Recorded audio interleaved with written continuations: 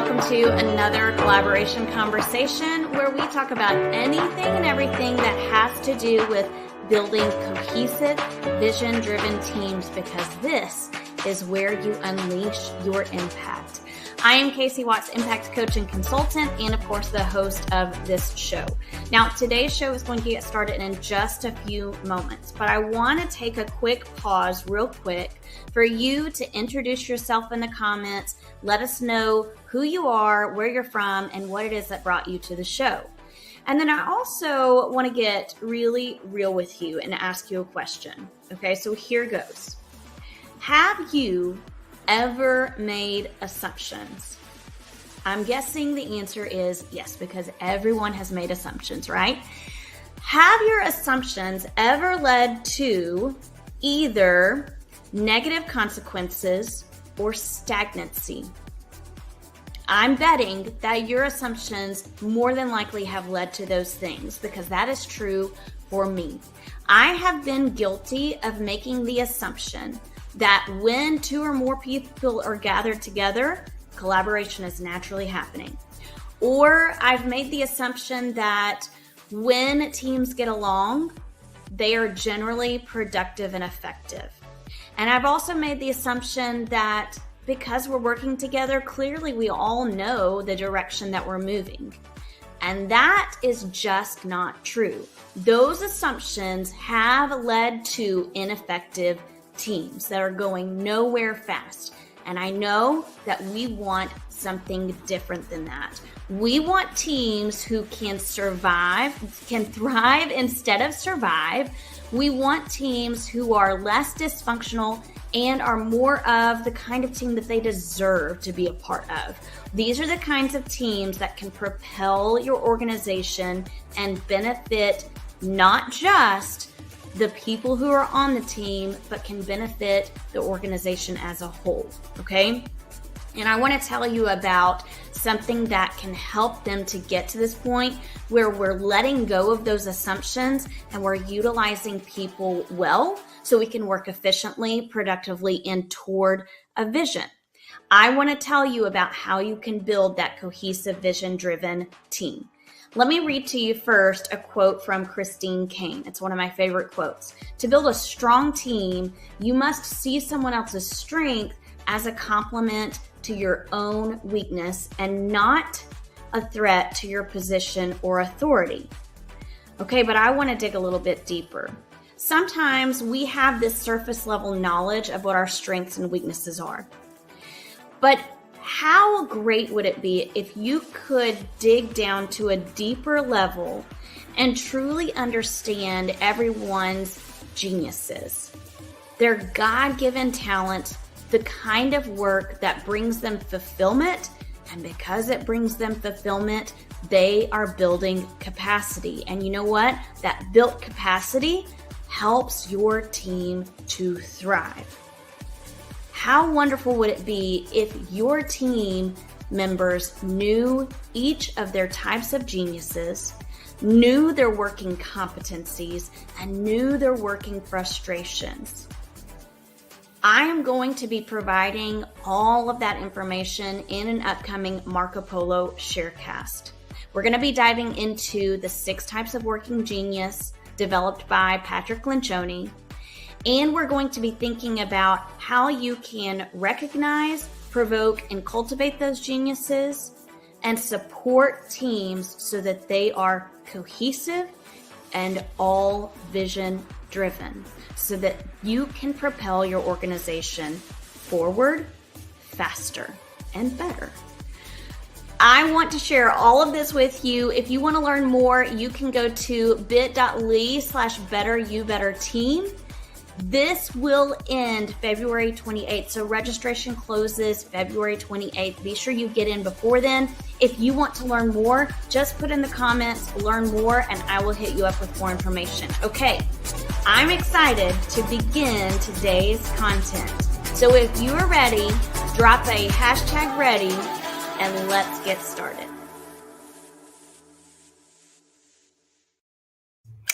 Hey everybody, welcome to another collaboration conversation. I'm really excited about this episode tonight because we're talking all about how you can say the things that can't be said. Now, before we get started, I'm already seeing some people drop in the comments, #ready.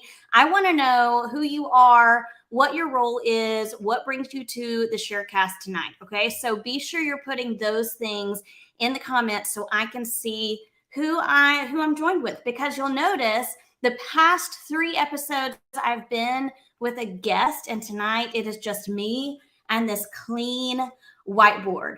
And that's one of my very favorite things, is to just have this blank whiteboard and start to go at it with all of my thoughts. And I'm going to make my thoughts public to you tonight about how to say the things that can't be said. Okay, so let me know, are you following me when I say how to say the things that can't be said? What do you think that means? Drop in the comments something that you think it means when I say we need to say the things that can't be said. Anybody have some ideas? Or maybe you have a situation where you're like, there's this thing that needs to be said and I can't say it because maybe you don't know how. Okay.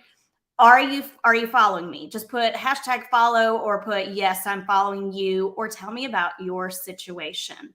Now, while you are kind of thinking about that and thinking about the different situations in your work or in your life where there are things that, man, I really need to say some things, but they're just not coming out of me, or maybe you're kind of questioning, do I need to say this? Do I not?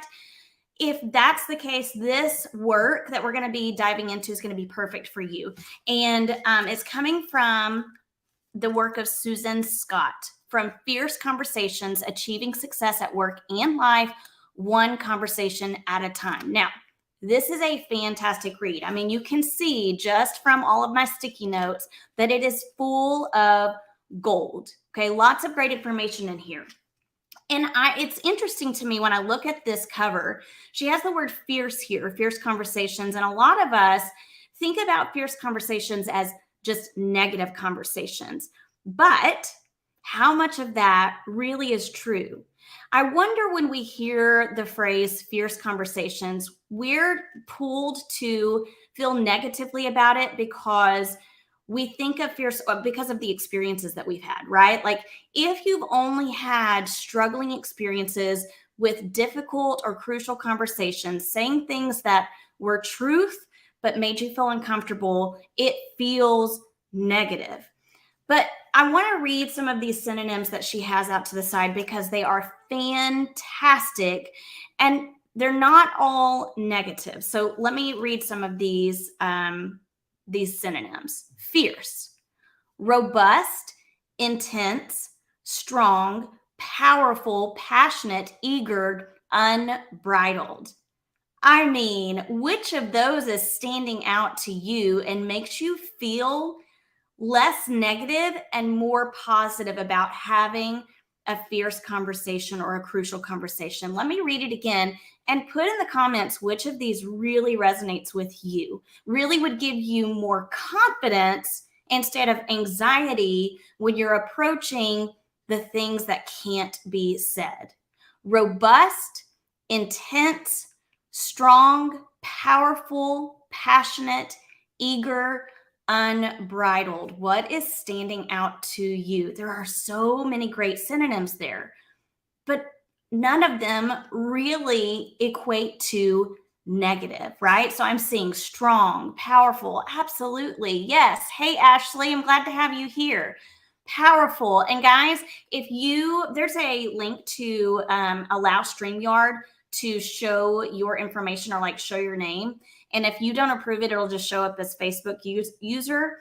You can also tell me in the comments who you are. Okay. So like powerful, I want to know who said that so I can give you credit. Yeah. So we can have fierce or crucial conversations without it being attached to negative experiences. And tonight, I want to tell you about one way that you can approach some things that need to be said. Because here's the thing, and Susan Scott talks all about this in this book. We have this thing called instinct, right? Every one of us has a gut instinct. For a lot of us, and I can say I am totally included in this, for a lot of us, we get that gut instinct for what is right, what is wrong, what should be done, what should not be done, what should be said, what should not be said. And so often, because of our anxiety and fear, we push it to the side. And when you practice the habit of doing that, of pushing it to the side, your brain will start to ignore those gut instincts. We don't want to ignore them, right? Most of the time, we have those gut instincts for a reason. So we want to figure out, okay, how do I lean into that instead of avoiding it so that we can have more productive relationships, stronger relationships, so we feel confident about the work that we're doing and we're actually helping our organization to move forward. Okay. Do you feel me? Do you hear me there? Okay. Let me know if like you're following me. Hey, Tammy, it's good to have you. Okay. So let me tell you 3 things that make this happen. 3 reasons we don't say the things that need to be said, or 3 things that happen. Okay. And I want you to put in the comments either the numbers 1, 2, or 3 to let me know which of these things happen to you. Okay. So here we go. The first thing that can happen is that we have the idea of something that needs to be said and we ignore it for fear that it will cause conflict. Okay. So 1, if you know what you need to say, but you just don't say it because you fear it will cause conflict. Okay. 2 is you know what needs to be said. You lean into your emotions and things come out of your mouth. And because you haven't really spent some time processing it, it comes out the wrong way and causes friction. Okay, so that's the second thing that can happen. The third thing that can happen is that you think about what needs to be said and you believe, I'm going to say something, but what comes out of your mouth is actually the opposite of what you want to say. Okay, let me give you an example of that. Someone comes to you and they say, and this is a very basic example, but someone comes to you and they say, hey, we really need someone to complete this piece of the project. Can you come and do that for us? You know that you are overwhelmed. You know that too much is on your plate. And maybe like, I'm not going to be great at getting that accomplished. And instead of saying those things that need to be said, what comes out of your mouth is, yeah, sure, I can do that. And maybe it's not that exciting. Like you're not that excited about it, but you might be like, yeah, I can do that. Right. So there is this big difference sometimes between what we think and what actually comes out and we make public to people. So we're going to be going through one way that you can say what needs to be said. Autumn's saying 3 is what happens for her. So Autumn, what happens for you is exactly what happens for me sometimes. I am thinking one thing, but because I don't really want to cause friction or I don't want to push the boundaries and I'm just kind of like a go with the flow kind of person, I will resort to just kind of agreeing or saying the opposite of what I'm thinking. Okay, Michelle, this is really interesting. You're saying you could fall into the categories 1, 2, and 3, depending on the day. And I'm going to add to that, it could be depending on the situation too, right? So if it's something that I'm really passionate about, my instinct is I've got to say what needs to be said. And you know what? Everybody needs to hear what it is that I have to say because this is what's right. Or I can't believe everyone else is thinking these things. Surely they need to hear what I have to say. And then out it comes and it causes disruption or it causes people to completely shut down and decide that they don't want to listen to what I have to say, right? Because I'm coming to it with these strong emotions and I'm attaching my emotions to it. And because I'm attaching my emotions to it, Often what I say comes across as accusatory, and we don't want that to happen. Okay. So let's talk about what you can do to eliminate this from happening. Let me tell you one of my favorite things that Susan Scott says in her book. I'm going to read just a few things for us here.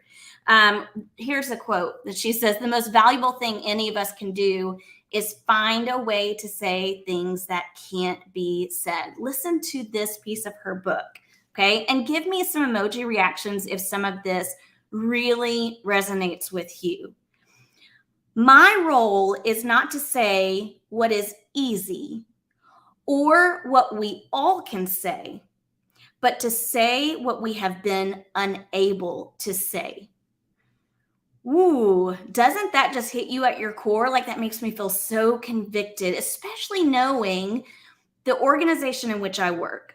We work for schools, most of us. If you're here, I'm assuming you work for schools.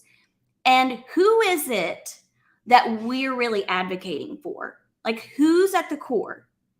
It's not us, right? We're not necessarily advocating always for ourselves. We're not necessarily advocating for the procedures. We're not advocating necessarily for the buildings and the structures that we're in. Who are we advocating for? We're advocating for the kids, right? So anytime we choose not to say what people are, or when we choose to ignore what needs to be said, what people are unable to say, guess who we are affecting at the root of it? We are affecting the students and the progress that they are able to make. And that should really let us lean into having those fierce conversations. Okay, so tonight, what we're going to talk about is this one thing called perception checking. Perception checking is what we're going to be practicing, and I'm really going to challenge you this week. I'm going to give you some tools at the end of this episode to take with you to practice this strategy. This strategy is just one way that you can say what needs to be said, even in times where you feel like you can't say it. Okay, so I'm hoping that it really gives you the confidence to do that. I want to read to you a little bit more of what Susan Scott says to help you think about perception checking. So here's what she says. "We need to bring some of our private thoughts and feelings into the neutral zone by noticing them without attachment. They aren't right or wrong. They just exist." Okay? So we're going to talk about how to do this. How are we going to let the person we're in conversation with know what we've been thinking and feeling without inviting defensiveness, as though we are interjecting our thoughts as like the capital truth? Okay, so I'm going to turn to my whiteboard. Hopefully you can still hear me. And we're going to be thinking about this T-chart. And this T-chart represents your thoughts and what we want to bring to light. Okay, so we have our private thoughts. We have our public thoughts. And then we have this zone in the middle. And this is what we're going to call the neutral zone. Now, did I spell that right? Neutral. I think I did. Neutral zone. Often what happens is we have these private thoughts, and when we make them public, we have failed to take them through the neutral zone. And so what comes out as public often is not what we intended it to be. It is either not what our truth is, or it has come across as defensive, okay? Or the other person can see it, be offended by it. So what we're going to do is think about this neutral zone as like a filter, okay? We're going to filter through and think about how we can neutralize these thoughts so that we can say what needs to be said. Because again, remember, you have this gut instinct. It's telling you something and you want to follow it, but you want to follow it in the right way that is helpful and beneficial for everyone. So what I'm going to tell you now are some questions that you can ask to help you filter through those thoughts. Now, I will tell you, this does take some practice. It takes a lot of practice, and you will fail, and that is okay. The trick is when you fail at this, that you let the person you're in conversation with know that you're trying out something. You can let them know that you feel like you failed at it. You can get feedback from them, and then you can go into a different conversation at the ready, right? This takes practice, but it also takes vulnerability. If you aren't willing to do the practice, if you aren't willing to get vulnerable and work through some of the difficult times, then you never get to a point where you're, I don't want to say comfortable having a crucial conversation, but you're okay with it because you know that what can come out in the end is better than having not said anything at all, or having said something that came across as everyone's truth, right? And that's why it's called perception checking, because everyone comes to the table with their own perceptions. Okay, I'm going to get a drink of water, and I need to get my notebook from my bag. While I'm doing that, would you put in the comments what you're thinking, what's on your mind right now about this? What is standing out to you? What's on your mind? And what is it that you're really thinking about trying out with some conversations you know need to be had? Give me 2 seconds. I am still here. I'm just grabbing something. Did you see my workout pants? Because almost every time I have these live sessions, I've got at least somewhat of some cuteness going on up top, or I try, and workout pants. Okay, here we go. Are you ready? So we are, give me a hashtag ready. Let me know that you are in the comments. We are going to be looking at 4 questions that help you to filter your private thoughts and make them public, because we want to make them public. Here we go. All right. The 4 questions are, I'm just going to pull this off. There. What? What, who, how, and when. Okay? These are the 4 questions that are going to help you take your private thought, neutralize it, and then make your thoughts public. Okay? What, who, how, and when. Now, you're probably already making some assumptions about some of these questions. And it'll be interesting to see how what I say compares to what you're predicting or assuming I will say. Okay? So be ready to be real with me in the comments. When you have a private thought, so let's say that my private thought is, and I will be really honest with you, I had a conversation with a colleague of mine not too long ago, probably in the last week. And one of the things that was really kind of rubbing me the wrong way is how she was talking about this new program we're thinking about implementing. And it was just one of those, like, I felt like she was kind of stuck in her ways and really focused on like getting good scores and why are we changing this program? And my ears were starting to get red. You know how you feel when you're like, I can't believe we're about to have this conversation. I know I'm going to say something that is not okay because I'm angry, right? I want to take that private thought of, are you kidding me? You are focused so much on the scores that we're not thinking about what's best for the whole child, okay? I don't want to say that out loud because that is accusatory, right? Did you hear how I said, you are, right? You are thinking about good scores. So you are not considering the whole child. You are not thinking about how to take this child from this grade level all the way to where they will be as a functioning citizen of the world. Okay, so I want to take that private thought and I want to filter it through these different questions. That's why this takes practice and time. because you really have to pause and think. So here are the questions I'm going to ask. What assumptions am I making? That's first and foremost what you want to ask yourself.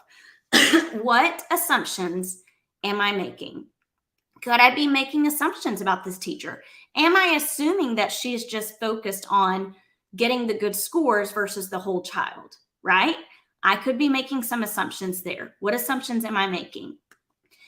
The second question, who?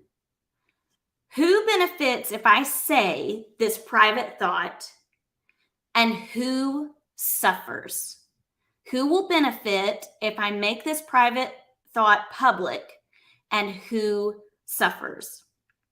If I am realizing that I've made some assumptions, and who is going to benefit could be myself because I've gotten things off my chest, and who is going to suffer is the teacher and our relationship, then I know that I need to find a different way to say it or not say it at all. Okay, so that's one great way that this neutralizing zone can be so helpful, because there can be private thoughts that truly don't need to be made public. But if you're having a gut instinct, sometimes it's not that the gut instinct is, I have to say it, I have to get it off my chest. But the gut instinct maybe is, hey, you're really struggling with some assumptions that you have. Take a step back and just give yourself some time to reflect, and be self-aware and have some self-perception and social perception, so that you can come back to it again with a different mindset, right? So our gut instincts tell us different things. You have to be really aware of what it is that it's telling you. So we've thought about what assumptions am I making, and then who benefits if I say something, who doesn't, or like who suffers. And I want to take that a step further. You know how earlier we were saying how like our kids are at the root of this, right? So we're advocating for our kids. Imagine if I had said what was on my mind, that private thought that I had. Who gets the brunt of it? It's not necessarily me that gets the brunt of it, although our relationship is affected, but it's the students. Because guess what's going to happen with that teacher when I make this assumption and I make that ugly private thought public, and she goes back to her classroom? Guess what's going to happen in that classroom? Is she going to have her best teaching moments? Is she going to have the I guess motivation, that's the word I'm looking for. Is she going to have the motivation to instruct her students to the best of her ability?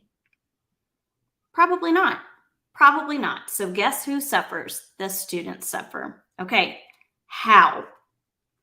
This is the one that a lot of people make assumptions about when I get to it, because a lot of people want to say that the question is, how do I say it? How do I say what needs to be said?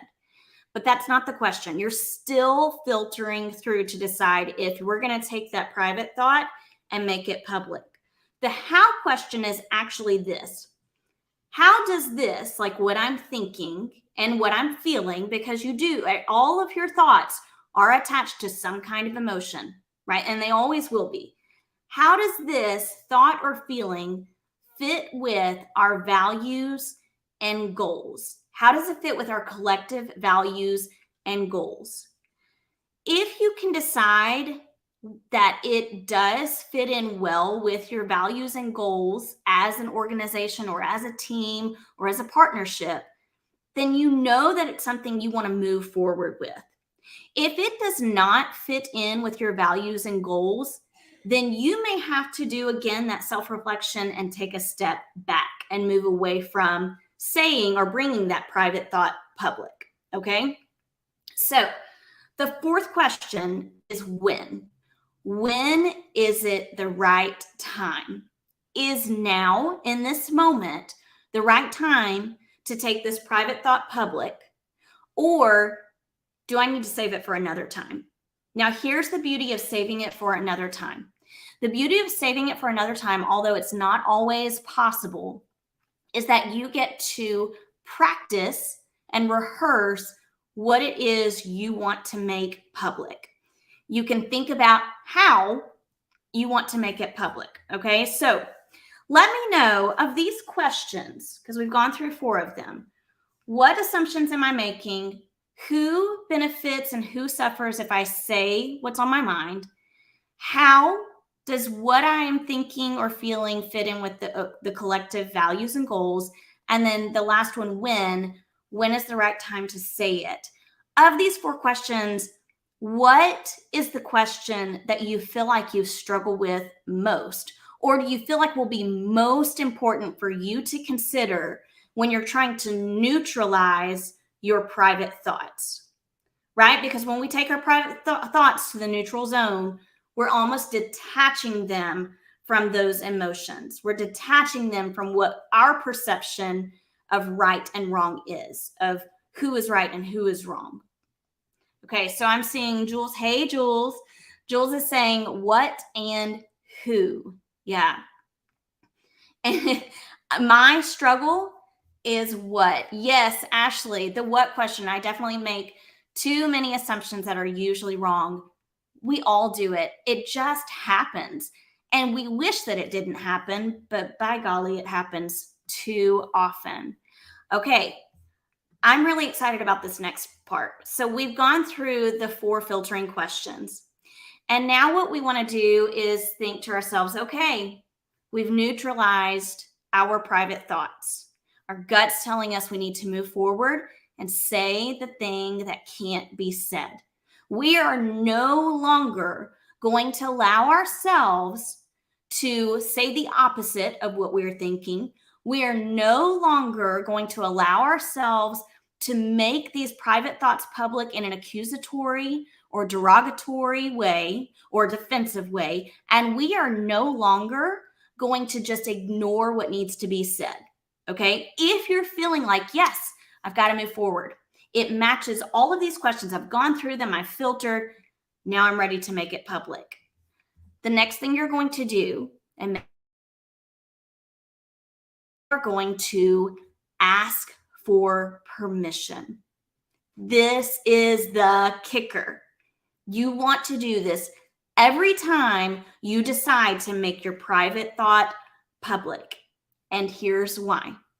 When you ask permission to have someone check your thoughts, you are letting them know that you're bringing a thought to them that is separate from your emotions, that's detached from your emotions. It is just a thought. It is not right. It is not wrong. It is not fact. It is just a thought. And they get to come at that thought with their own perceptions and be able to analyze it with you, right? Isn't that beautiful? Isn't that beautiful? Will it work out that way every time? Absolutely not. And remember earlier I told you, you're gonna fail. I have failed multiple times. Hey, Allison, I have failed. And you're going to. The trick is to keep persevering, okay? Keep practicing. When you ask permission, you are simply asking them if you can do some perception checking. And I have a great tool full of sentence stems to help you think about what that looks like and sounds like. I am going to make this available to you. It's going to be right here in the Leading Collaborative Teams Facebook group in the files. So after this show, I'm going to pop those into the group. If you're not a part of our Leading Collaborative Teams group, go ahead and join. Super easy. You'll see all of the live sessions there, plus all of the resources that I mentioned in these live shows. It also will be on my website. So if you wanted to go to get my newsletter and subscribe to that, super simple, bit.ly/Casey's newsletter. And you can get this plus other resources that I email out every Wednesday. Okay, so here's how you're going to ask permission. And hopefully you guys can see these sentence stems, but I'm going to read them to you. Actually, I think I might even make that a little bit bigger. So here are some different sentence stems that you might use when you're asking permission to check your private thoughts when you're making them public, okay? The first one, super simple. Would you like to hear something maybe it's feeling, thinking, wondering right now? Do they have the option to say no? Absolutely. Especially if you're in a tense situation, they might say, no, not right now. And guess what? That's okay. What are you going to do then? You're going to walk away and say, okay, I respect that. Walk away, come back to it later. They may just not be ready. Okay. The next one, while you were speaking, I had a thought I would like to check out with you. It lets them know two things. Number one, while you were speaking, I had a thought I would like to check out with you. While you were speaking, meaning I'm listening to you and I'm taking in everything that you're saying. Now I want to check out something with you. I want to check out some of my thoughts.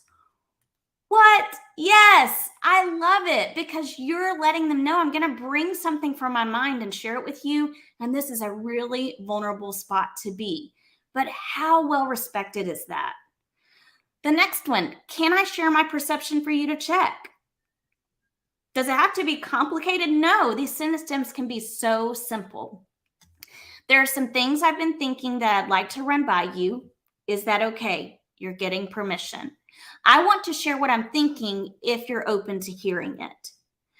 As I've been listening, I've had the sense that, and then you state the feeling, what it is you're thinking, what it is you're wondering. Is this accurate or is my thinking off? Wow, how different is it to allow them to come in and analyze those thoughts that you are having alongside you? That is a crucial conversation, a partner conversation. I love it so much. This just makes me so excited. You've been telling me about blank and you seem blank. Is there anything to this or am I off base?